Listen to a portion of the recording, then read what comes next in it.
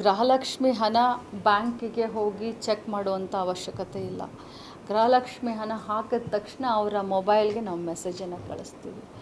ಇದು ಸರ್ಕಾರಿಯ ಯೋಜನೆ. ನನಗೆ ಭಾಳ ಹೆಮ್ಮೆ ಇದೆ. ಇಲ್ಲಿಯವರೆಗೆ 21 ಕಂತಿನ ಹಣವನ್ನು ಸುಮಾರು ಒಬ್ಬ ಮಹಿಳೆಗೆ 42,000 ರೂಪಾಯಿ, ಒಬ್ಬ ಮಹಿಳೆಗೆ 42,000 ರೂಪಾಯಿಯನ್ನು ಒಂದು ಕುಟುಂಬಕ್ಕೆ ಬರೀ ಗೃಹಲಕ್ಷ್ಮಿಯಿಂದ ನಾವು ಕೊಟ್ಟಿದ್ದೀವಿ.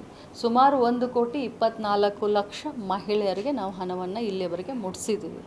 ಸುಮಾರು ಎಷ್ಟು ಲಕ್ಷ ಕೋಟಿ ನಮ್ಮ ಬೆಳಗಾವಿ ಜಿಲ್ಲೆಗೆ ಎಷ್ಟಾಯಿತು ತಾವು ಅರ್ಥ ಮಾಡ್ಕೊಳ್ಳಿ. ಬೆಳಗಾವಿ ಜಿಲ್ಲೆಗೇ ಸುಮಾರು if I am not wrong 4,000 ಕೋಟಿ, 4,500 ಕೋಟಿ ಬರೀ ಬೆಳಗಾವಿ ಜಿಲ್ಲೆಯ ಸುಮಾರು 11 ಲಕ್ಷ ಫಲಾನುಭವಿಗಳಿಗೆ 4,500 ಕೋಟಿ ನೇರವಾಗಿ ಅವರ ಮನೆ ಬಾಗಿಲಿಗೆ ಗೃಹಲಕ್ಷ್ಮಿಯನ್ನು ತಂದಿದ್ದೀವಿ.